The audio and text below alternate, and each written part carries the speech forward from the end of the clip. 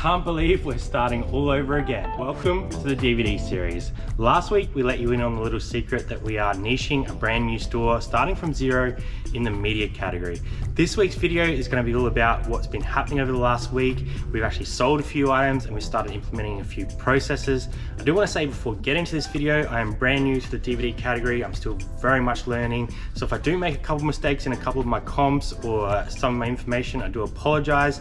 But I think this series is going to be really good to show you what we do understand well, which is how to scale a business, how to manage our stock, and also how to keep building these connections so that this store can run at a very low cost. Let's get into it. Here's the start of the DVD store. So we got our first pallet last Friday and it is now the following Friday. So since then, what we have been doing is sorting that pallet into these categories of for us to keep, stuff that is worth wholesaling, and then stuff that just needs to be moved on and unfortunately probably thrown in the bin. Since then, we have also drafted quite a few items on that store. Obviously, nowhere as near as much as we're putting on the main store because the main store is obviously still a big focus for us. But we have started setting up our racking system here. We've started using these boxes and we have some ones that are actually going to come and fit in here quite well. I've measured it all out and actually got some custom boxes made up. And we've actually made a couple sales already. So let's jump into those 2 sales that we made on that store 1 week after we've started this journey. First sale was Countdown One Hit Wonders, and that actually sold for $30. So let's grab that one. So you can see from the listing there that we've used the custom SKU to delineate which box this one is in, and we've also put our cost of goods down there as 10 cents. And essentially our goal for this store is to have a very low COG on this. So when the pallets come in, we're hoping to sell the majority of that for pretty much what we paid for the whole pallet, depending on what the quality looks like.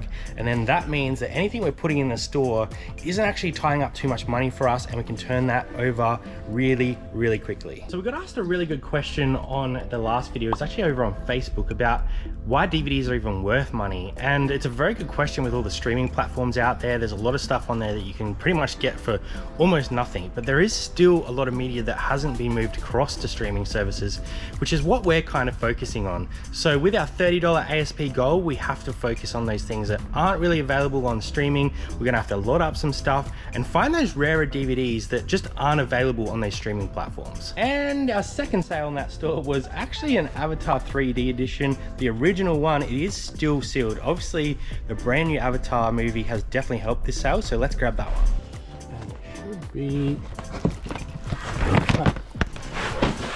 So it's nice to see those sales starting to trickle through, especially when we haven't really spent a lot of time on there. I've only put about 30 items on that store so far. My goal is to be doing about 10 a day pretty consistently. Obviously that just depends on what stock's coming in through those pallets.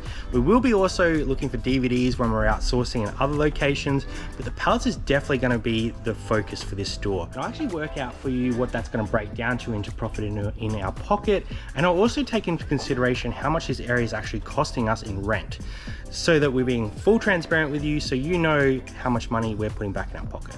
Before we get into postage, let's do a little bit of a breakdown of what is left in our pocket after all our expenses. So those 2 DVDs sold for $67.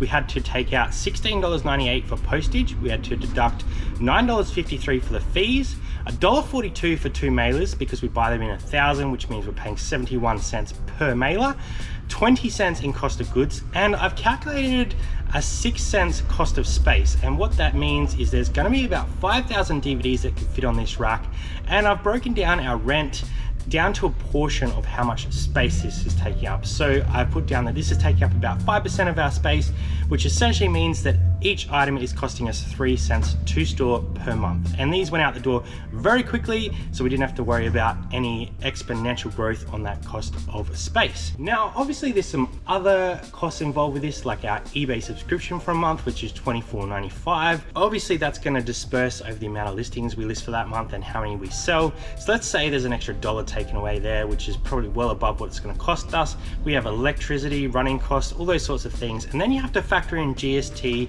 and also tax on top of this. So realistically, that's probably gonna come down to sort of 40% profit, which isn't too bad for 2 DVDs that essentially took us probably 3 minutes to list post, and get out the door. So the great thing about this store is it is so niche, which means all of our shipping is also going to be very easy. I'm essentially just going to be using small palleted mailers for all these singles.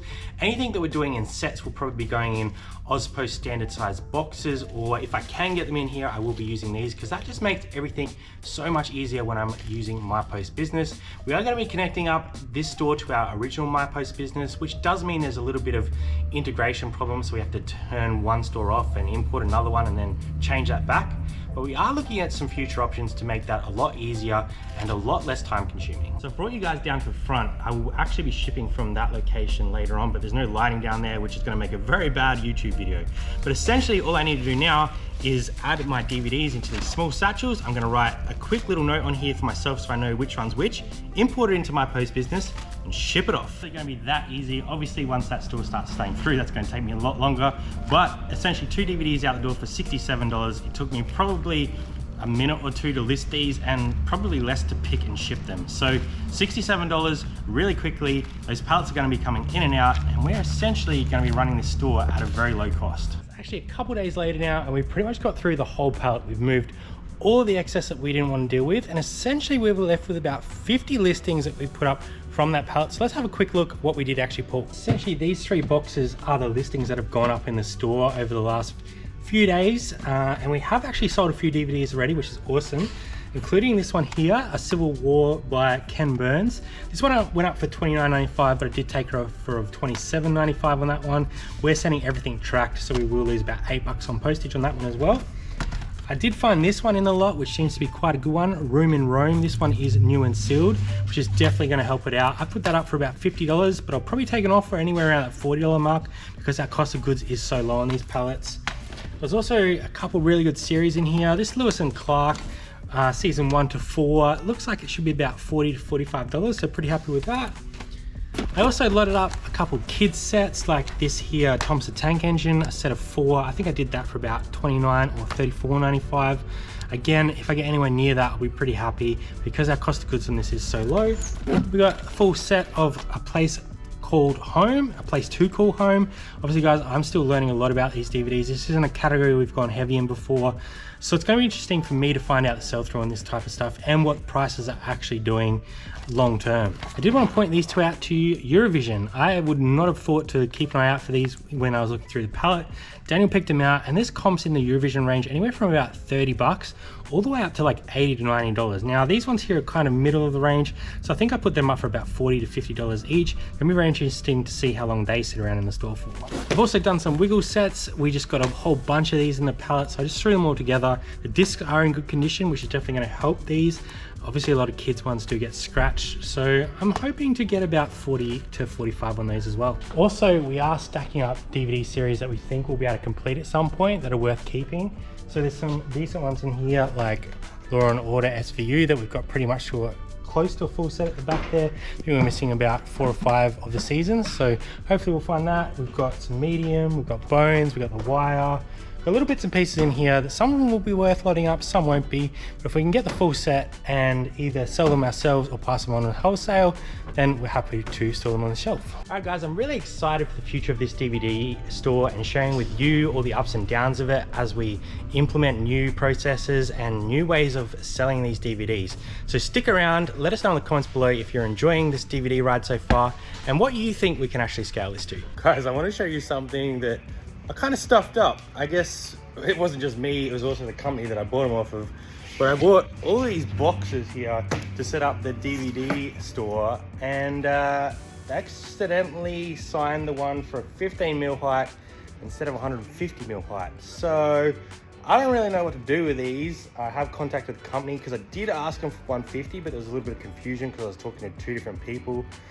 So hopefully we can get these reimbursed or a bit of a discount off the next order because I can't really do anything with these.